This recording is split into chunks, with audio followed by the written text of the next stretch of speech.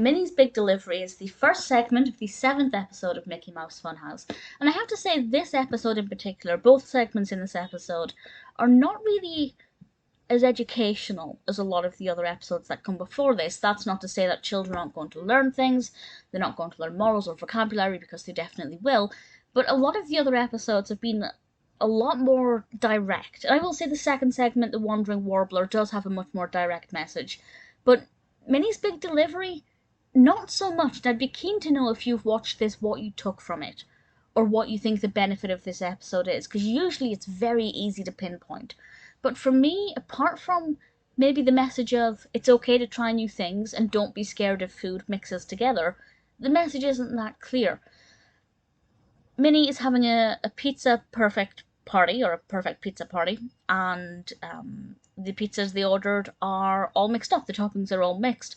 So the gang, Funny takes the gang to what resembles ancient Greece, and while they're there, they meet, I think it was Cheesy Chip and Pepperoni Dale, or Pepperoni Chip and Cheesy Dale. I imagine it was the other way on, I can't remember exactly. And they say, yes, we can make a pizza for you, but first we need to get these pizzas delivered to Pete. And Pete was there. Pete was in ancient Greece at the time, and the gang say, okay, we'll deliver the pizzas for you if you spend this time making our pizzas. And that's what they do.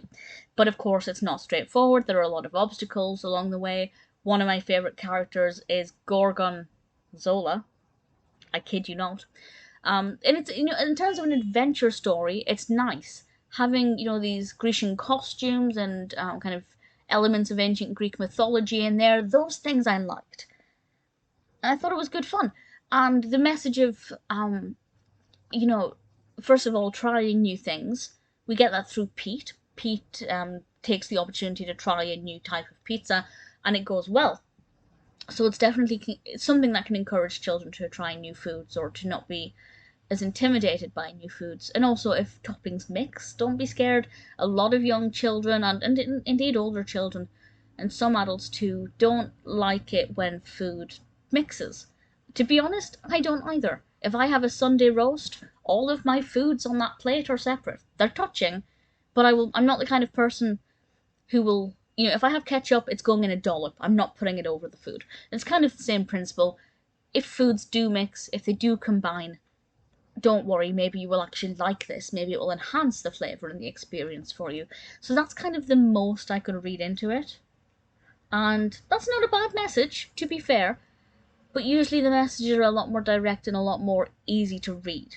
I don't know if maybe I missed something. I don't think I did. But I'd love to know if you read something else into it or got something else out of it. As an adventure story, as a representation or an early introduction to Grecian mythology, not bad at all. But definitely not the strongest or the most beneficial segment.